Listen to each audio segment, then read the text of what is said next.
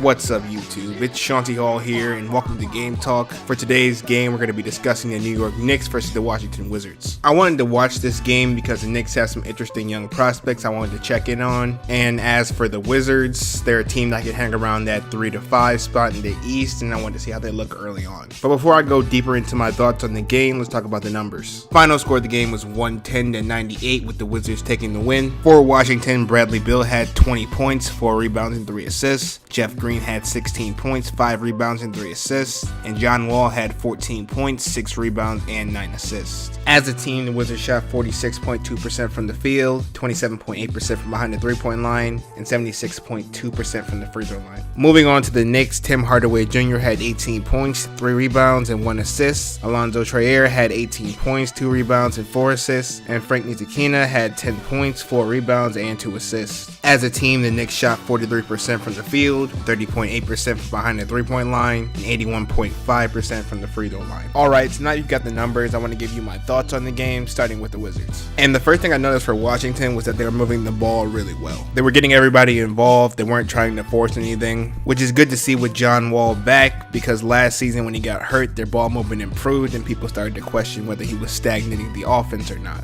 Another question that I have is how well will this ball movement keep up once Dwight Howard is added back into the lineup? How much will he buy into the Wizards system? Moving on though, something else I thought the Wizards did really well was get on the offensive glass. They were able to pull down 14 offensive rebounds. Granted, 2 of the Knicks' better rebounders were not playing this game, but it's still good to see that effort on the boards, especially this early on. I can only imagine that aspect of their game will improve once Dwight Howard is back. Something else I want to say about the Wizards is that they have great depth on their roster. They have some really solid pieces off the bench like Austin Rivers, Thomas Satoransky, Kelly Oubre Jr., and they make this team a lot more well-rounded. They also have some young pieces who've shown potential like Troy Brown Jr. and Thomas Bryant. I don't want to hype them up too much because it's just preseason and we haven't seen them play with Dwight Howard, but I do feel as if this team has the potential to possibly get a top 3 seed. As far as negatives go, I only really have 2 things. The first of which is that I'd like to see them be a little bit more consistent from behind the three-point line. Again, it's early though, so we'll check back in on that about a month into the season. And then there were way too many turnovers even for a preseason game. I think a lot of them came from overpassing. Hopefully they tighten that up before the season. That's all I had to say about the Wizards, so moving on to the Knicks. What stood out basically immediately to me this game was Frank's aggressiveness on offense.